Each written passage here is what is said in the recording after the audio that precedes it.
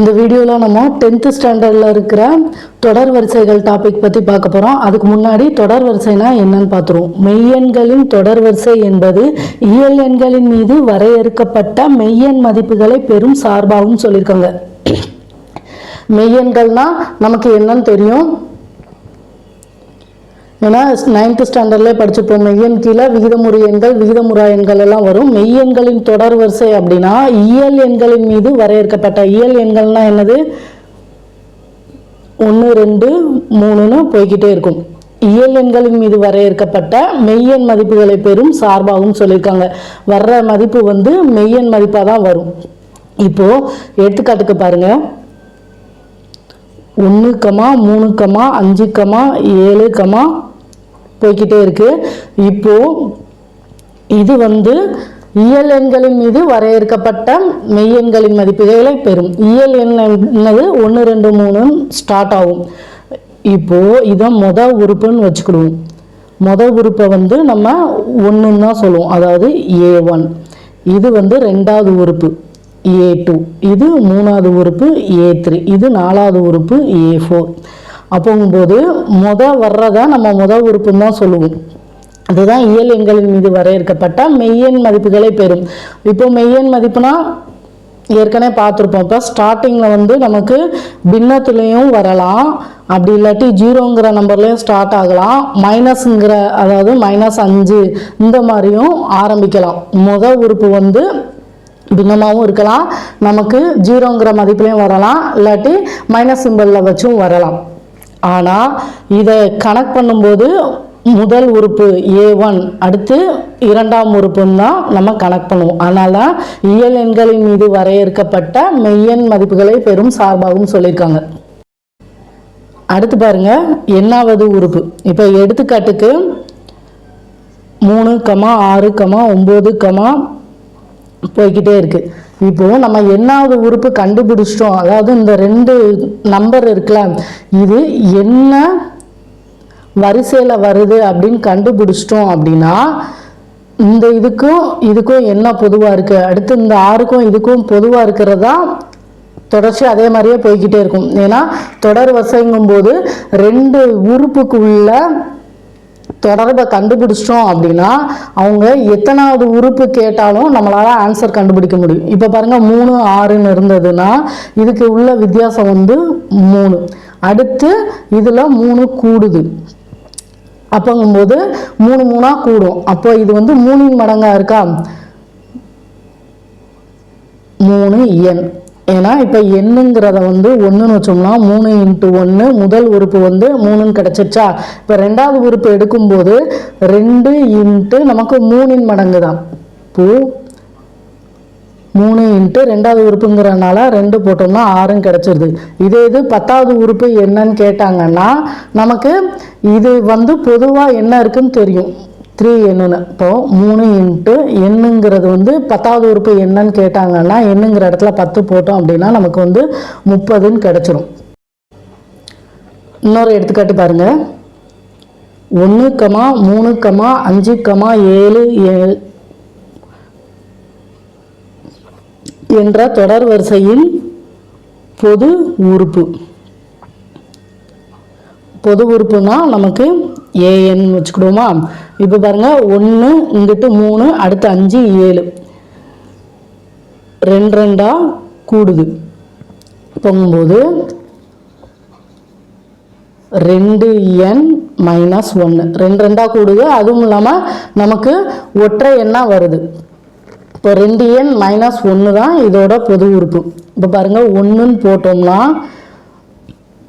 1வது உறுப்புன்னு போட்டோம்னா எண்ணுங்கிற இடத்துல 1 போடுமா, 2 × 1 - 1 2 அடுத்து -1னா நமக்கு 1வது உறுப்பில் 1ன்னு வந்துருச்சு. இது எண்ணுங்கிற இடத்துல 3 போட்டோம்னா, அதாவது 3வது உறுப்பு கண்டுபிடிக்க 3ன்னு போட்டோம்னா 2 × எண்ணுங்கிற இடத்துல 3 போடுவோம், -1 2 3 6 -1 நமக்கு 5ன்னு கிடச்சிச்சு.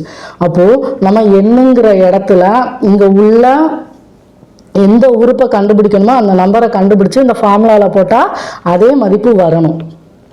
அடுத்து பாருங்க, இங்கே A1ங்கிறது 1, A2ங்கிற இடத்துல என்ன இருக்குது, ரெண்டாவது உறுப்பில் என்ன இருக்குது 3, A3 அப்போனா மூணாவது உறுப்பில் 5 இருக்குதா அர்த்தம். இப்போது 1, 3, 5 போய்கிட்டே இருந்துட்டு இப்போ 17 முடியுதுன்னா இதை வந்து நம்ம முடிவுறு தொடர் வரிசைன்னு சொல்லுவோம். இதே இது 1, 3, 5 போய்கிட்டே இருக்குன்னா இதை வந்து முடிவுறா தொடர் வரிசைன்னு சொல்லுவாங்க. ஏன்னா கடைசி ஒரு எந்த நம்பரும் கொடுக்கல அப்படின்னா இது வந்து முடிவுறா தொடர் வரிசை. இங்கே வந்து 17ஓட முடிஞ்சிருச்சு, அப்போ இது வந்து முடிவுறு தொடர் வரிசை. அடுத்து பாருங்க, இன்னொன்று 1/2, 1/3, 1/4, 1/5ன்னு போய்கிட்டே இருக்கு. இப்போ இதுக்கு பொது உறுப்பு கண்டுபிடிக்கணும்னா மேலே ஃபுல்லாக ஒன்றா தான் வருது. இப்போது 1 பை அடுத்து பாருங்க, இங்கே 2, 3, 4, 5 முதல் உறுப்பில் 2 இருக்குது, அடுத்து ரெண்டாவது உறுப்பில் 3. அப்போது ஒன்றொன்னா கூடுது n+1. இப்போது an வந்து இதோட பொது உறுப்பு வந்து 1/n+1. இப்போ போட்டு பார்ப்போமா. இப்போ மூணாவது உறுப்பு எடுத்துக்கிடுவோம். 1/nங்கிற இடத்துல 3, அடுத்து +1. அப்போது 1/4 வந்துச்சு. மூணாவது இடத்துல 1/4 வந்துச்சு. அடுத்து பாருங்க, எண்கும்போது நமக்கு இயல் எண் தான் வரும். ஆறுனா மெய்யெண்கள். அவங்க ஏற்கனவே என்ன சொல்லிட்டாங்க, தொடர் வரிசையானது இயல் எண்களின் எண் மீது வரையறை செய்யப்பட்ட சார்பாகும். இந்த சார்புங்கிறது வந்து நமக்கு வந்து மதிப்பு வந்து மெய்யெண்ணா வரும். அப்போங்கும்போது எல்லா தொடர் வரிசைகளும் சார்புகளே, ஆனால் எல்லா சார்புகளும் தொடர் வரிசை ஆகாது. ஏன்னா தொடர் வரிசைனாலே நமக்கு இயல் எண்கள் தான் 1லேருந்து ஸ்டார்ட் ஆகும். இப்போ நமக்கு 6, இப்போ A1ங்கிற மதிப்பு வந்து நமக்கு 0வா இருக்கலாம், அப்படி இல்லாட்டி 0ங்கிற இடத்துல இருந்து ஸ்டார்ட் ஆகலாம், இல்லாட்டி பின்னமாக கூட ஸ்டார்ட் ஆகலாம். அப்போங்கும்போது எல்லா தொடர் வரிசையும் வந்து சார்பாக வரும், ஆனால் எல்லா சார்புகளும் தொடர் வரிசை ஆகாது. ஏன்னா தொடர் வரிசைனால நமக்கு இயல் எண்களில் தான் ஸ்டார்ட் ஆகும். அப்போ இந்த இது வந்து ஸ்டேட்மெண்ட் வந்து ஞாபகம் வச்சுக்கோங்க. அடுத்து எடுத்துக்காட்டு சம் பாருங்க. பின்வரும் தொடர் வரிசைகளின் அடுத்த 3 உறுப்புகளை காண்க. ஃபர்ஸ்ட் இது வந்து 1/2, 1/6, 1/10, 1/14ன்னு போய்கிட்டே இருக்கு. அடுத்த 3 உறுப்பு கேட்டிருக்காங்க. முதல் உறுப்பு வந்து 1/2ன்னு இருக்கு, ரெண்டாவது உறுப்பு வந்து 1/6, அடுத்து மூணாவதுல மேலே 1, நாலாவது உறுப்புல மேலே 1 தான். அப்போ மேலே ஃபுல்லாக 1ங்கிறது தான் வரும். அடுத்து பாருங்க, ரெண்டாவது உறுப்பில் 6, முதல் உறுப்பில் கீழே வந்து 2ன்னு இருக்கு. அப்போ 4, 2க்கும் 6க்கும் 2லேருந்து 4 இது கூடி 6 வருது. அடுத்து மூணாவது உறுப்பு எடுத்தோம்னா 10 இருக்குது. இப்போ 6/4 கூட்டினா 10. இப்போ கீழே வந்து 4 4ஆக கூடிக்கிட்டு போகுது. 1/14ஓட 4 கூட்டுனா நமக்கு 18ன்னு வரும். அடுத்து 18ஓட 4 கூட்டினோம்னா, அதாவது 18ஓட 4 கூட்டணும்னா 22ன்னு வரும். அடுத்து 1/இதோட 4 கூட்டணும்னா நமக்கு 26ன்னு வரும். இப்போ அடுத்த 3 உறுப்பு வந்து 1/18, 1/22, 1/26. அடுத்து ரெண்டாவது பாருங்க, 5, 2, -1, -4 போய்கிட்டே இருக்கு. இது வந்து குறைஞ்சிக்கிட்டே போகுது. 5லேருந்து 3 போச்சுன்னா 2, அடுத்து 2லேருந்து 3 கழிச்சோம் அப்படின்னா நமக்கு -1. அப்போ 3 கழிச்சுக்கிட்டே போகணும். -4லேருந்து 3 கழிச்சோம்னா நமக்கு -7, அடுத்து -7லேருந்து 3 கழிச்சோம்னா -10, அடுத்து -10லேருந்து 3 கழிச்சோம்னா -13. அப்போ அடுத்த 3 உறுப்பு வந்து -7, -10, -13. அடுத்த சம் பாருங்க, 1, 0.1, 0.01 போய்கிட்டே இருக்கு. 3 உறுப்பு கண்டுபிடிக்கணும். இது வந்து 10ஆல் வகுத்துருக்காங்க. 1 10ஆல் வகுத்தா தான் நமக்கு கீழே ஒரு 0 இருக்கனால ஒரு ஸ்தானம் தள்ளி புள்ளி வைக்கும்போது 0.1. அடுத்து இந்த 0.1 10ஆல் வகுத்தா தான் 0.1 10ஆல் வகுக்கும்போது ஏற்கனவே ஒரு ஸ்தானம் தள்ளி புள்ளி இருக்குது, கீழே ஒரு 0 இருக்கனால இன்னொரு ஸ்தானம் தள்ளி புள்ளி வைப்போம். இப்போ 0.01. அப்போ இதை வந்து 10ஆல் வகுக்கணும். அடுத்த உறுப்பை கண்டுபிடிக்கணும். 0.01/10னா 2 ஸ்தானம் தள்ளி புள்ளி இருக்குது, அப்போ 3 ஸ்தானம் தள்ளி புள்ளி போகும். 0.001ன்னு வரும். அடுத்து வந்து இன்னொரு 10ஆல் வகுக்கும்போது இன்னொரு ஸ்தானம் தள்ளி புள்ளி போகும்போது 0.0001 வரும். அடுத்து இதை 10ஆல் வகுக்கும்போது நமக்கு 0.00001 கிடைக்கும். அப்போது இதுக்கு அடுத்த உறுப்பு வந்து 0.001, அதுக்கு அடுத்து 0.0001, அடுத்து 0.00001.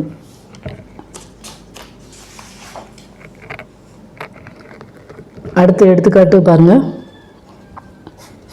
பின்வரும் தொடர் வரிசைகளின் பொது உறுப்பு காண்கன்னு சொல்லியிருக்காங்க. ஃபர்ஸ்ட் இது வந்து 3, 6, 9 போய்கிட்டே இருக்கு.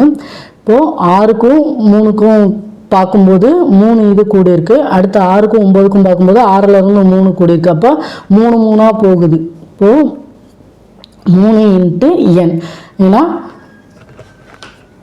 3 3ஆக கூடுவதுங்கும்போது 3 மடங்காக தான் போகும். இப்போ பாருங்கள் 3n வச்சுக்கிட்டோம் அப்படின்னா, இப்போ 3ஆவது உறுப்பு கண்டுபிடிக்கணும்னா A3னா 3 × இந்த இடத்துல என்ன உறுப்பு கண்டுபிடிக்கிறோமோ அதை போடுவோம். 3 3 9. அப்போ பொது உறுப்பு வந்து 3n. அடுத்து ரெண்டாவது பாருங்கள்.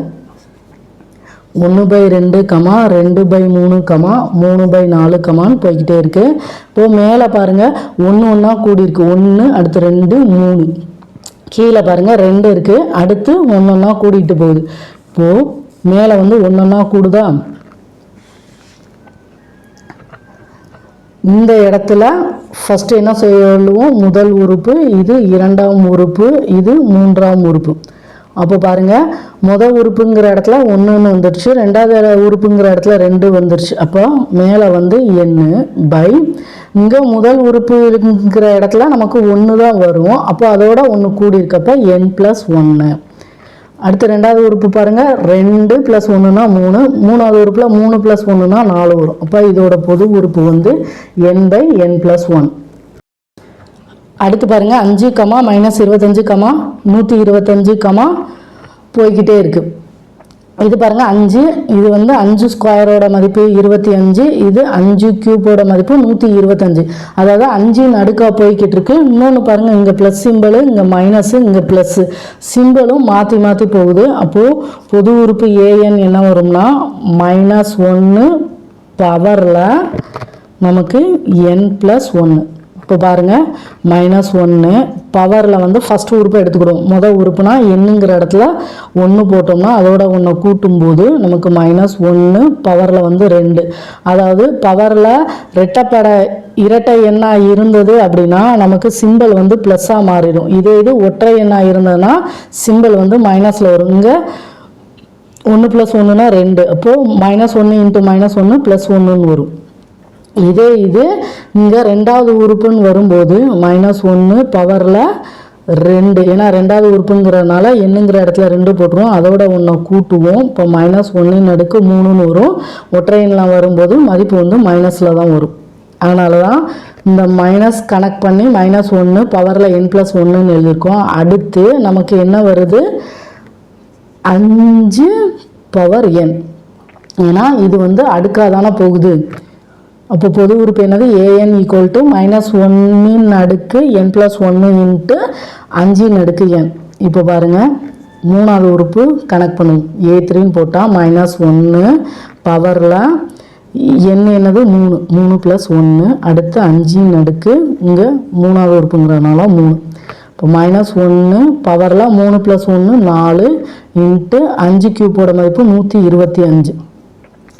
-1/4 நமக்கு இது வந்து ப்ளஸில் வந்துடும். 1 × 125 நமக்கு 125ங்கிற மதிப்பு வந்துடுச்சு. அடுத்த எடுத்துக்காட்டு பாருங்கள். ஒரு தொடர் வரிசையின் பொது உறுப்பு பின்வருமாறு வரையறுக்கப்படுகிறது. an = 2 இது கொடுத்துருக்காங்க, n × n+3 n belongs to n. அதாவது இதுக்கு என்ன அர்த்தம்னா, nங்கிறது வந்து இயல் சொல்லிட்டாங்க, அதுக்கு அடுத்து ஓர் ஒற்றை எண். இதில் வந்து என்னங்கிறது வந்து ஒற்றை எண் கொடுத்துருக்காங்க. அடுத்து n² + 1 n belongs to n. இதில் வந்து இரட்டை எண் சொல்லியிருக்காங்க. அடுத்து 11வது உறுப்பு மற்றும் 18வது உறுப்பை காண்கன்னு சொல்லியிருக்காங்க. இப்போது 11வது உறுப்பு இது வந்து ஒற்றை எண் தானே, அப்போ நமக்கு வந்து இந்த ஃபார்முலா யூஸ் பண்ணணும். 18வது உறுப்பு வந்து 18ங்கிறது இரட்டை எண் தானே, 18வது உறுப்பு கண்டுபிடிக்கும் போது இந்த ஃபார்முலா யூஸ் பண்ணணும். ஃபஸ்ட்டு 11வது உறுப்பு கண்டுபிடிப்போம். A11 equal to n into n + 3. இப்போ என்னங்கிற இடத்துல 11 + 3 11 இன்ட்டு 14. இப்போ 14ஐயும் 11 பெருக்கணும். 4 1 4 1 4 5 1. இப்போ நமக்கு ஆன்சர் வந்து 154ன்னு கிடைக்கும். அடுத்து பாருங்கள் A18. ஏன்னா 18வது உறுப்பு கண்டுபிடிக்கணும். ஃபார்முலா வந்து n² + 1.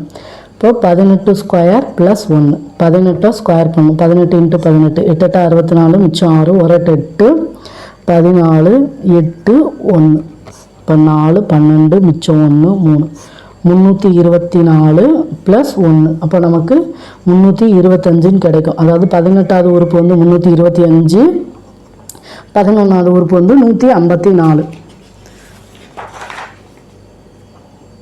அடுத்த சம் பாருங்க. 2.22.